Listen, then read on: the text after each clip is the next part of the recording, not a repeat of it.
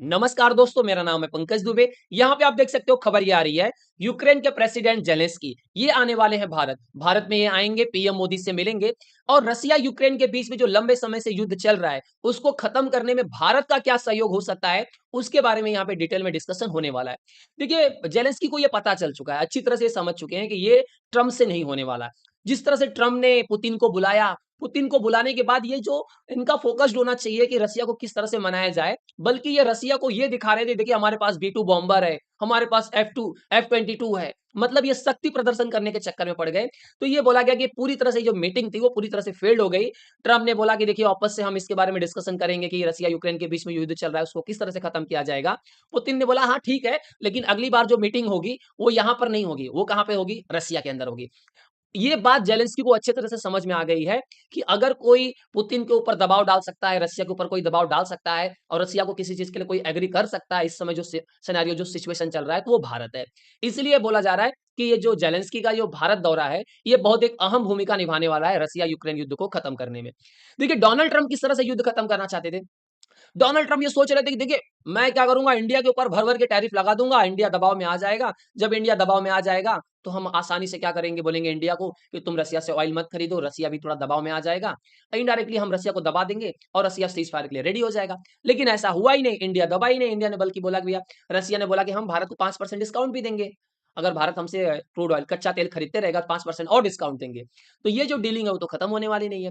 उसको देखकर ये बोला जा रहा है कि जो डोनाल्ड ट्रम्प की नीति है, जो ये बोल रहे हैं कि हमको नोबेल पीस प्राइज़ मिलना चाहिए, इनको सचमुच में मिलना चाहिए। क्योंकि कहानी अब ये बताई जा रही है, ये जो ट्रियो बन रहा है इंडिया, चाइना, रसिया का, ये बोला जा रहा है ये 54 ट्रिलियन का ग्लोबल पावर हाउस बनने वाला है। मतलब अब ये तीनों कंट्रीज़ क्या करने वाली हैं, आपस में ही ट्रेड करेंगी और ये जो डिपेंडेंसी थी ना डॉलर पे, वो धीरे-धीरे खत्म होने वाली है। 54 ट्रिलियन डॉलर का सोचो आप ग्लोबल पावर हाउस बनने वाला है। तो ये सब देखने के बाद कहीं पे एक भी चीज़ को देखने के बाद अमेरिकन्स खुश नहीं होंगे। जिस तरह से डोनाल्ड ट्रम्प की नीतियाँ हैं, उससे कहीं न कहीं आगे चल कर के जो डॉलर का इम्पोर्टेंस है, वो धीरे-धीरे कम होने वाला है। देखिए, अभी रिसेंट में खबर ये भी आई है कि चाइना क्या कर रहा है, एकदम फेवर्ड में आ चुका है इंडिया के। जो भी चीज़ें चाइना ने बैन की थी, वो उसने सब बोल दी कि हाँ, हम भारत के साथ में खड़े हैं। यहाँ तक कि चाइना ने ये भी बोल दिया कि देखिए, जो भारत के साथ हो रहा है, वो गलत हो रहा है। अभी जानते हो, जैसा कि आप जानते हो कि पीएम मोदी चाइना जाने वाले हैं एससीओ समिट को अटेंड करने के लिए। अगर ये सब चीज़ें होने लगी, जिस तरह से बोला जा रहा है ड्रैगन, बियर और टाइगर, ये अगर एक ही रडार पर आ जाते हैं, तो डोनाल्ड ट्रम्प की जो ये नीतियाँ हैं कि जिस तरह से हम युद्ध खत्म करेंगे, वो कभी भी संभव नहीं होने वाली है।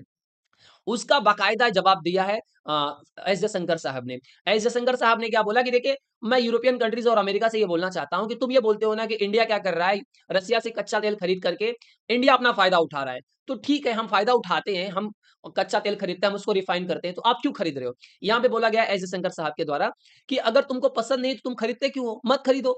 अगर आप ये देखने जाओ, तो यूएस क्या करता है, इंडियन पेट्रोलियम क्या करता है भाई साहब, बहुत खरीदता है। यहाँ पे आप देख सकते हो 2024-25 का आंकड़ा आप यहाँ देखने बैठो, तो 4.86 million tons of petroleum product खरीदा गया है अमेरिका के द्वारा भारत से, जिसकी कीमत है लगभग 4 बिलियन डॉलर का। और यूएस दोस्तों एक सिंगल लार्जेस्ट इंपोर्टर है ऑयल प्रोडक्ट का, इंडिया की जामनगर रिफाइनरी जो रिलायंस की है।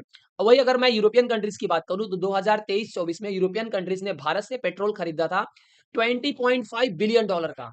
मतलब जो 250% बढ़ गया है 2018-19। 2018-19 के बाद सीधा 250% का उछाल देखने को यहाँ पे मिला है। तो यहाँ पे एस जयशंकर साहब ये बोल रहे हैं कि अगर आपको लगता है कि इंडिया क्या कर रहा है, वॉर को फ्यूलिंग कर रहा है, हम खरीदते हैं, तो आप हमसे क्यों खरीद रहे हो? देखिए, आप हमसे इसलिए खरीद रहे हो क्योंकि आपको ज़रूरत है। हम आपको फ़ोर्स तो नहीं कर रहे हैं कि नहीं आप खरीदो। आपको ज़रूरत है इसलिए आप खरीद रहे हो। उसी तरह से भारत की इकोनॉमी को स्टेबलाइज़ करने के लिए, स्थिर रखने के लिए हमको भी ज़रूरत है कि हमारे यहाँ पे इन्फ्लेशन ना आ जाए, इसलिए भी हम रसिया का तेल खरीद रहे हैं। तो ये परफेक्ट यहाँ पे जवाब दिया गया है। उसके साथ ही साथ पीएम मोदी यहाँ पे ये भी बोल रहे हैं कि देखिए, इस साल के एंड तक आपको पहली बार ये देखने को मिलेगा कि made in India semiconductor chip market के अंदर आ जाएगा। मतलब अब भारत की जो डिपेंडेंसी है धीरे-धीरे वो ज़ीरो होने वाली है। 6G पे भी हम पूरी तरह से क्या कर रहे हैं, 5G तो चल ही रहा है, 6G पे हम पूरी तरह से प्रोग्रेस कर रहे हैं, काम कर रहे हैं यहाँ पे। देखिए, चाइना भी एकदम बोलते हैं ना फेवर में आ गया। चाइना बोल रहा है कि देखिए, अगर इंडिया क्या कर रहा है, अमेरिका में सामान नहीं बेच पा रहे, तो चाइना में बेचिए। लेकिन ये बात तो सही है कि हम चाइना में सामान बेचना भी चाहें, तो हम ज़्यादा से ज़्यादा सामान नहीं बेच सकते, लिमिटेड चीज़ें बेच सकते हैं, क्योंकि चाइना हमसे टेक्नोलॉजी में काफ़ी आगे ज़्यादा निकल चुका है।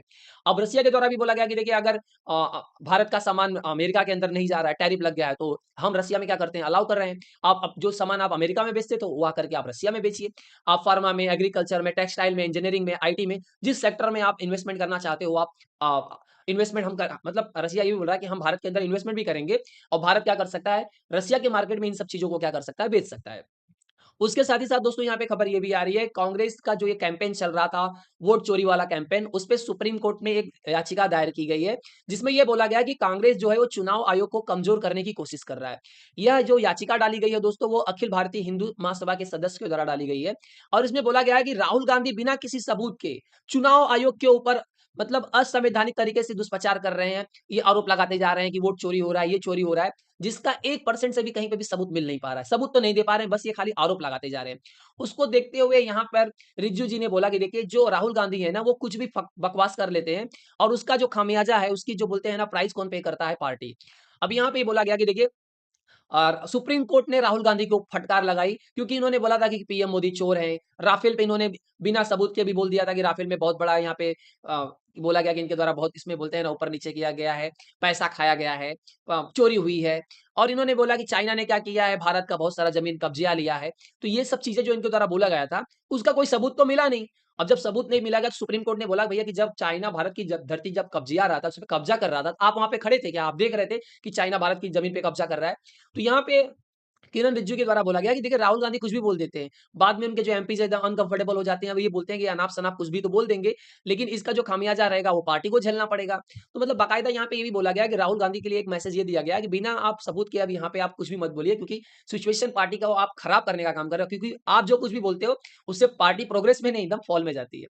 दोस्तों अगर वीडियो पसंद आया होगा तो वीडियो को लाइक करके हमारे चैनल को सब्सक्राइब कर लीजिएगा and thank you so much for watching this video.